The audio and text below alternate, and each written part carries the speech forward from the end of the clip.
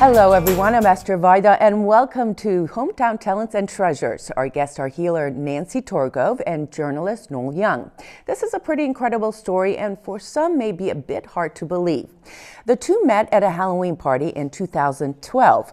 Noel was told by the host to talk to Nancy, who had a very interesting story.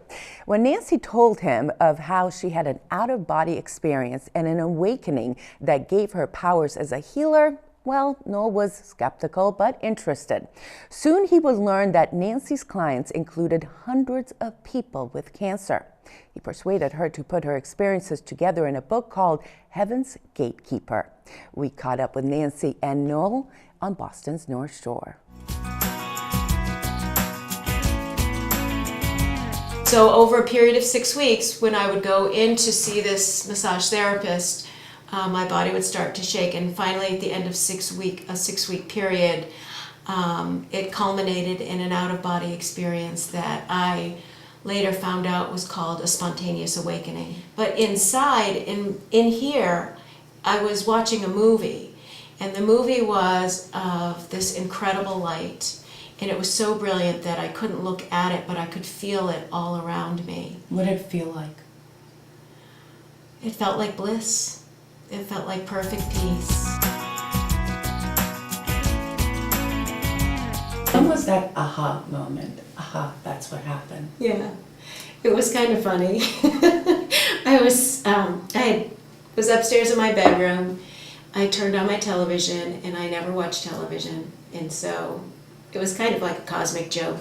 I turned on the television. There was a 1946 Tyrone Power movie on, and in the movie Tyrone Power I just caught a clip of the movie, and this is the clip that I saw when I turned it on. So Tyrone Power was going to the top of a mountain, and he was being led by a spiritual master. And he goes up to the top of the mountain, and he's left there for a certain period of time. And after a certain period of time goes by, the spiritual master comes back to get him, and the master looks into his eyes and says, "Oh, my son, I see you have changed."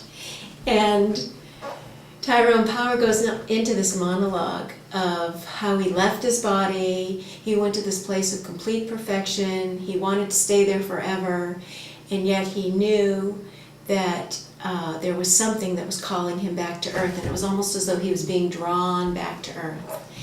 And at that point, I burst into tears. I was sitting on the edge of my bed, and I thought, okay, I got it.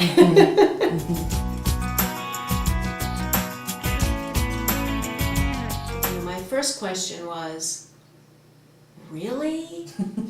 Why me? Are you kidding me? I have 3 little kids, 3, 6, and 9. I just want to be a good Jewish mother. I'm so busy, you've got to be kidding me. And here it was, it felt like I was watching all these movies inside of my head of things that existed in the more subtle levels of consciousness that we can't see with our naked eyes. And yet I was seeing all kinds of things, hearing things.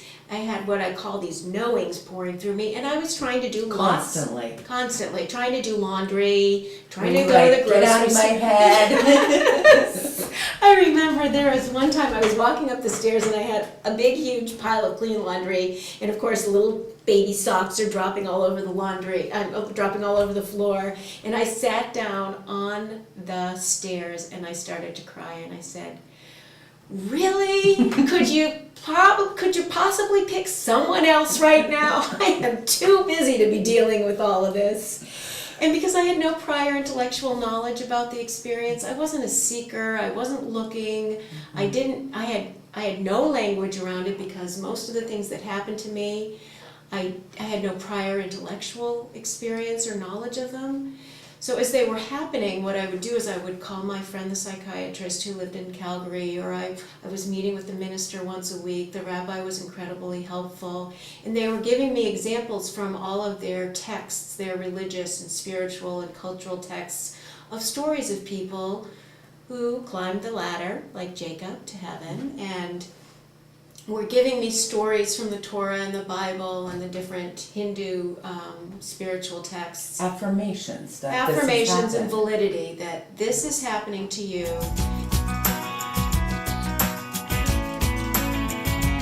Tell me when you first realized that you had healing powers.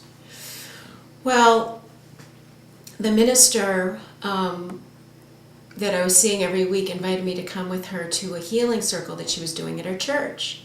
So I went to that, and that was the first time I realized it, because I placed my hands on a woman who came in for the healing circle, and much to my surprise, I could see inside her body with my hands, and I could see her bones. She was dying, and I could see that. When she walked into the room, one of the things that came along with the experience was the ability to see energy fields around people.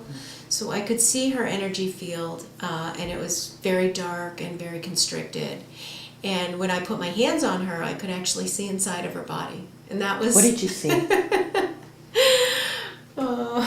Why are you laughing? Because, again, if it didn't happen to me, I wouldn't believe it. Well, before you answer me, let's address that, because, for some people watching this, they could be just non-believers. What do you say? This is crazy. What is she talking about? What do you say at this incredible story that a lot of people will have a hard time believing? You know what? It's not up to me to have them believe or not believe. I can simply tell my story, and then they can take out of it what they like and leave the rest behind. And if it resonates with someone or it helps even one person, then I've done a good job. Have the people that come to you, they've actually healed from cancer? Some of them have. Yes, some of them have. Some of them have. Some of them have extended their lives. And some of them have moved into their deaths with a lot more comfortable, because I can share with them what happened to me, and I can be joyful about their passing, whereas for most of their loved ones it's a very painful and sad or sorrowful experience. But they would come to see me and I'd be so excited for them. Because you know where they're going? Because I know where they're going, and I would say to them, "You're going to get there before I am. I'm so jealous. And now let me just tell you, when I get there, I want a big party." So on the way here, I was thinking, is she going to be able to look at me and know how I feel and my past and my future? And you said you didn't want to do it. Well, you didn't want to do it. Why? Okay, well, Noel, my editor for my book, and I have been talking about this for a long time. And so we did a group healing this past week for a man who was looking at having his foot amputated. And I had my meditation, he's part of my meditation class, and he came and he was on the healing table, and I had the meditation class around. So when he was on the table, I did look into his ankle to see what was going on. And when the healing was all over and we had shared, amongst the meditation class what had happened, I said to him, "Here's what's going on in your ankle." And I could actually see what was going on in his ankle. However, what happened many years ago was that people were coming to see me to test me to see if I was for real or if I was faking. And that was the reason they were coming to see me. Not for the real reason. The most important thing is that for me, we are divinely connected. And the most important message that I have for people is that we are here to give and receive unconditional love, and we all do that in different ways. Once I start pulling things out of my bag of magic, which seems like magic, it detracts from the most important part of the message that I was given that day. Because all of the things that are the clairvoyance, the ability to see, the clairsentience, the ability to feel, the clairaudience, the ability to hear things that we can't necessarily hear or see or feel, all those things, for me, will detract from the big picture. I do use that skill set, but I would not use it as a channel. I'm not a channel. I wouldn't use it as a medium would use it. I'm not a medium. Your purpose is healing. My purpose is for healing and also for helping another person understand themselves and awaken to who they truly are. For them to remember their goodness, their sense of humor, their kindness, their generosity, their own skill set that they have been given. Not my skill set, but their skill set. And the skill set that seems like hocus pocus can be extremely distracting, because that's what people want to know. They want to know, can you telekinetically move that plant back and forth? Can you astral project into another town? Can you see through me? Do you, like you said, what did I have for breakfast? I always can sense somebody's mood and their energy around them, so I can automatically, that happens to me. If you're watching television, you are watching television on a flat screen, you have just that dimension. Then you come out of the television and you are now in a more multi-dimensional place. Well, when you leave your body like I did that day, there are even more dimensions that you live in, that you exist in, that are indescribable to this world because they don't exist here. So for me, I call that energy God, but it's called by many names, and I hesitate to use one word around it because people have so many memories, not always positive memories, of religious institutions. I do believe that every major religion and even minor religion started with some Slav, just like me, sitting on the side of a mountain or sitting, out in nature, or for me it was on a massage table, and they had an awakening that unfolded inside of them that represented something so much greater than anything we could ever really explain using language. So the language falls short, and I do call that energy God.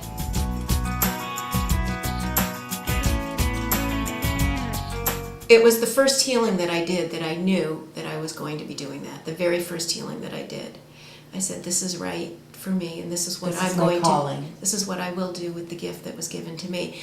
Up until that point, I was questioning, okay, what am I supposed to do with this? I was given this big gift. I know I wasn't supposed to hold on to it. How can I express it in the world? And this is the way I've been able to express it, and it is a tremendous gift for me to be able to give to other people in a way that is helpful. And when I worked on my first client, I thought to myself, okay, God, you can take me now. I've done a good job. And the same goes with the book. When I started working on the book, I was telling my editor, Noel, I said, even if we help one person, then we've done a great job.